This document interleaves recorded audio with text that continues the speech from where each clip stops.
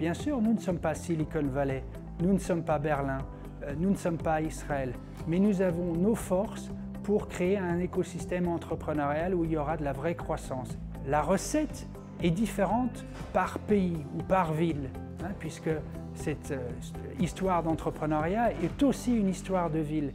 Mais les ingrédients sont souvent les mêmes.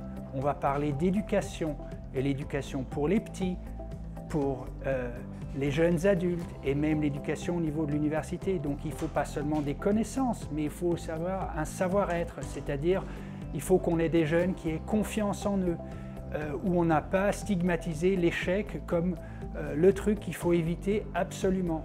Il faudra avoir des jeunes qui auront la confiance pour prendre la parole en public, etc. Donc au lieu de prêcher les limites tout le temps, mais de prêcher les possibilités. Et donc l'éducation, l'école a un rôle fondamental et c'est très très important de faire changer les mentalités à ce niveau-là.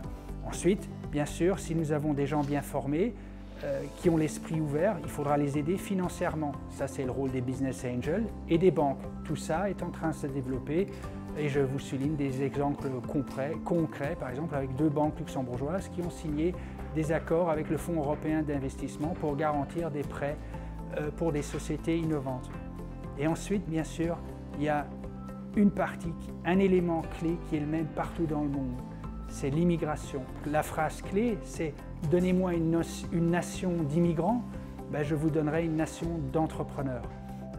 Et donc, l'immigrant, pourquoi il est important? Parce qu'il vient de quelque part d'autre, il n'a pas de réseau, il n'a pas de contact, il doit recommencer de zéro. Et donc, l'entrepreneuriat, pour lui, est une formidable source de développement personnel. Il y a quelques semaines, j'étais à une remise de prix d'un 2-3 Go à Saarbrücken. Et c'est là où nous primons les meilleurs business plans. Et nous avions à cet événement convié un keynote speaker pour faire un discours. Et c'était donc une personne de mon âge, un Allemand qui avait créé une boîte spécialisée dans la sécurité informatique très très pointue. 400 personnes, une boîte qui s'appelle Cyrix. Et cet homme s'appelle Amar Alkassar. À la fin de son exposé, je suis allé lui poser la question suivante. Vous venez d'où à la base? Et il me dit, mes parents ont émigré de Syrie en 1972 et j'ai fait toute ma scolarité. Donc imaginez le potentiel pour notre pays.